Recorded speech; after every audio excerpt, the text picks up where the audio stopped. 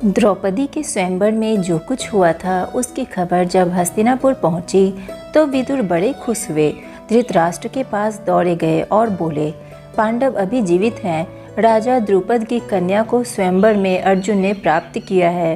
पांचों भाइयों ने विधि पूर्वक द्रौपदी के साथ ब्याह कर लिया है और कुंती के साथ वे सब द्रुपद के यहाँ कुशल से हैं। यह सुनकर धृतराष्ट्र हर्ष प्रकट करते हुए बोले, भाई विदुर, तुम्हारी बातों से मुझे असीम आनंद हो रहा है। राजा द्रुपद की बेटी हमारी बहू बन गई है, यह बड़ा ही अच्छा हुआ। उधर दुर्योधन को जब मालूम हुआ कि पांडवों ने लाख के घर की भीषण आग से किसी तरह बचकर और 1 बरस तक कहीं छिपे रहने के बाद अब पराक्रमी पांचाल राज की कन्या से ब्याह कर लिया है और अब वे पहले से भी अधिक शक्तिशाली बन गए हैं, तो उनके प्रति उसके मन में ईर्ष्या की आग और अधिक प्रबल हो उठी। दबा हुआ बैर फिर से जाग उठा। दुर्योधन और दुशासन ने शकुनी को अपना दुखड़ा सुनाया। मामा, अब क्या करें? अब तो द्रुपद कुमार धृष्टद्युम्न और शिखंडी भी उनके साथी बन गए हैं।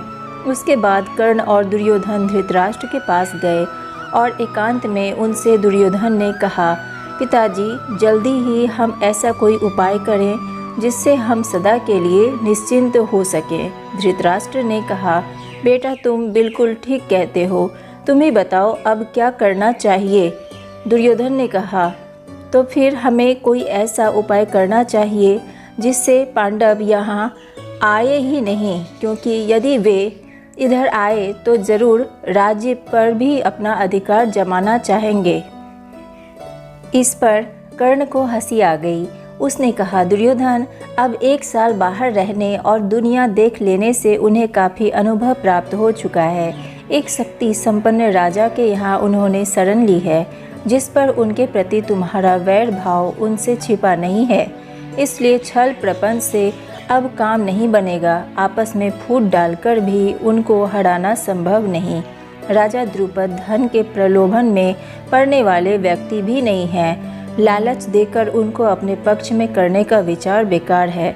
पांडवों का साथ वे कभी नहीं छोड़ेंगे। द्रौपदी के मन में पांडवों के प्रति घृणा पैदा हो ही नहीं सकती।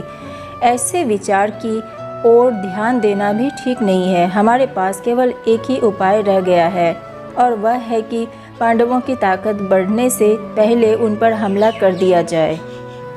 कर्ण तथा अपने बेटों के परस्पर विरोधी बातें सुनकर धृतराष्ट्र इस बारे में कोई निर्णय नहीं ले सके।